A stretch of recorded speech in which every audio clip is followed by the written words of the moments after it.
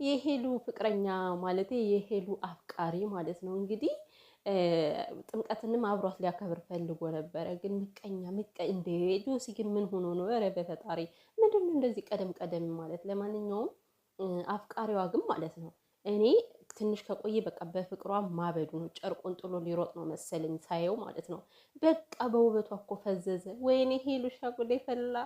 ሰላም ሰላም ቤተሰብ እንዴት ናችሁልኝ? ደህና ናችሁ? ሰላማችሁ ይብዛ እና ማለት ነው ቤተሰብ እንግዲህ ገና ሲያያት ማለት ነው በፍቅሯ እየፈዘዘ ነው። ያጀ ማልክ ያጀ ሚላ ያ ሰላም ምንድነው ሲላት የነበር ቤተሰብ ፍቅር እኮ ማለት ነው ፍቅር እንዲህ ከባድ ነው። በቁሟ ፈዘዘው እኮ ማለት አሁን በጣም ነበር የምታምረው። በነገራችን ላይ የለበሰችው የሀበሻ ቀሚስ ዋው ቆንጆ ነች፣ ቁመታም ነች በዛ ላይ እና ሄሉ እና ይሄ ልጅ አይኑን መንቀል አልቻለም ማለት ነው። እኔ አሁን የምር ነው የቀልድ ነው የሚለው ግራ ገብቶኛል። የምር ነው ግን ማለት ብዙ አረቦች እንደዚህ አይነት ምናምን ቀልድ ስለማያውቁ ይሄ ልጅ የምር ያፈቀራት ነው የሚመስለኝ። ጭራሽ ነው በቃ ከእናቴ ጋር ቪዲዮ ኮል እናወራለን እያለ ነበር እና እኔ ግራ የገባኝ ነገር ማለት ነው። እሺ ይሁን ያፍቀር፣ ምንም ችግር የለውም። ሲቀጥል ደግሞ እኛ ኢትዮጵያውያን በእንግዳ አከባበር ነው ብዙ ጊዜ የምንታወቀው እውነት ለመናገር ማለት ነው። እና እንግዳ ከቤት መጥቶ እንደዛ ይደረጋል? ጆሲ ምን አስቦ ነው?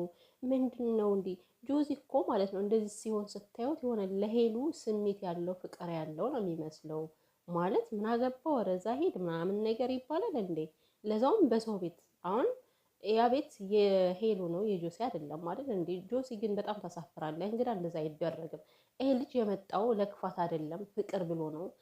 ሄሉን አፍቅሮ ነው የመጣው። ስለዚህ በፍቅር የመጣ ሰው ደግሞ እንደዚህ አይደረግም ማለት ነው። እና እኔ የእሱ ቀደም ቀደም ማለት ግራ ነው የገባኝ እውነት ለመናገር ቢያንስ እንዲያወራ እንኳን በቃ መንገድ እየሰጠው አይደለም ማለት ጊዜ እየሰጠው አይደለም። ካፉ ካፉ ነው የሚነጥቀው። እና ምን አገባ ምናምን ነገር እንዴ? አንተ ምን አገባ ተዋቸው በቃ። ማን ያውቃል? ፈጣሪ እኮ በአንድም በሌላም ነው ነገሮችን ሊያደርግልን የሚችለው ማለት ነው። አይታወቅም እኮ ማለት ውድ የሄሉ ቤተሰቦች ማለት ነው። ማርያምን ይሄ ልጅ ማን ያውቃል? ፈጣሪ ያመጣው ቢሆንስ እጣ ፈንታዋስ ቢሆንስ እንደው ከድራማው ውጭ ከሆነ ድራማ እየሰሩ ካልሆነ ማለት ነው እና ማለት በቃ ፈጣሪ ታሪክ ሊቀየር ይችላል፣ አይታወቅም። እና እንደዚህ አይደረግም ማለት ነው። ሄሉም ደግሞ በቃ በስነ ስርዓቱ አስተናግዱ አንቺን አፍቅሮ እስከመጣ ድረስ ማለት ነው። ፍቅር ባትሰጪውም እንደሱ ባታፈቅሪውም፣ ነገር ግን የሆነ ከቤትሽ የመጣን ሰው በስነ ስርዓቱ አስተናግደሽ የሚሆነውን ይሆናል የማይሆነውን አይሆንም ብለሽ በስነ ስርዓቱ ነግረሽው እንዲሄድ አድርጊው ማለት ነው። ከጆሲ ጋር ግን ገና ሳይፋለጡ አይቀሩም። እኔ እኮ ልጅ አይደለም ይሄ ልጅ የኢትዮጵያ ዘር አለበት የምላችሁ እንዴት እና እንዴት እንደሚያደርገው እኮ እኔ ትንሽ ከቆይ ማለት ነው ፈልጦ ሳይጥለው አይቀርም። ጆሲ አርፈ ተቀመጥ፣ አትቅለብለብ። ምን ይቅለበለባል ይሄ እንዴ? ቢላውን ስታመጣው ግን ማለት ነው ምን ነው በቢላው የምትሰካበት መስሎት ነው እንዴ? ቆይ ለምንድን ነው እንደዛ የደነገጠው ግን? ምስኪን አሳዘነኝ። ግን የምሬን ነው ማለት ምንድን ነው ቢላው ብሎ ድንግጥ ሲል እንዴት እንዳሳዘነኝና ማለት ነው። እና ሄሉ የምሬን ነው ማለት በቃ በስነ ስርዓት አውሪው።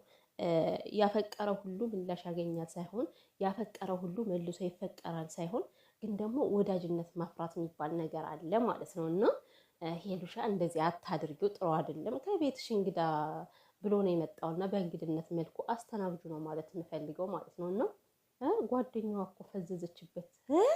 ኧረ ሄሉዬ ቶሎ ነቃቤ፣ ጓደኛሽ ሳትነጥቅሽ አትቀርም ይሄ ልጅ። እና ደግሞ ኤንዲ ማለት ነው። ኤንዲ ግን በእርግጥ ያው ልጁን ተረድቶት ምናምን ይመስለኛል ሄሉን አፈቅራለሁ ብሎ ስለነገረው፣ ነገር ግን በጣም ትልቅ ጥፋት ነው ያጠፋው። እግዚአብሔርን በዚህ ጊዜ ላይ እንኳን አይደለም ለማይታወቅ ሰው ለሚታወቅ ሰው ቤት ማሳየት ማለት በጣም ነው ከባድ የሚሆነው እና ቤቷን ማሳየቱ በጣም ትልቅ ስህተት ነው የፈጠረው። ምክንያቱም አሁን ኤንዲን ይዞን ባይመጣ ይሄ ልጅ ብቻውን ሰተት ብሎ መምጣቱ አይቀርም ከዛ ቤት ማለት ነው። ይመጣል፣ በእርግጠኝነት ደግሞ ይመጣል የሆነ ቀን ላይ እና ለወደፊቱ የምር ሰው ሲጠይቃቸው የሰው ቤት ዝም ብሎ ሰተት ብሎ አይታይም እንዴ! ይሄ ምን አይነት ሞኝነት ነው ግን? የምሬን እኮ ነው። እና ሄሉዬ ደግሞ ማለት ነው ትንሽ ቆይተሽ ምናልባት ልትቀበዩ ትችያለሽ፣ አይታወቅም። አውሮፓ ይዞሽ ላጥ ይላል ማለት ነው። እና ያው እናቱን እዛ ናት መሰለኝ። እናቴ በጣም ነው የምትወድሽ፣ እናቴ በጣም ነው የምትወድሽ ይላታል አስሬ ማለት ነው። ግን እኮ ማለት ነው የምሬን እንደ ኢትዮጵያ ወንድ በእርግጥ እኔ የውጭ ሀገር አግቢ ምናምን ብዬ ልመኝላት አልችልም። ግን ደግሞ አሁን ስታዩት የኢትዮጵያ ወንዶች በቃ ችግር እየተፈጠረባቸው ነው። ችግር አለባቸው። በቃ መሀል ላይ ወለል የሚሉት ነገር አለና ሄሉዬ ጠበቅ ብታረጊ ጥሩ ነው። ይሄ ልጅ ነው የምልሽ እኔ ነግሬሻለሁ። የእውነት ስሬስ እየሆነ ከሆነ አንድም ስሬሱን ሂጂበት።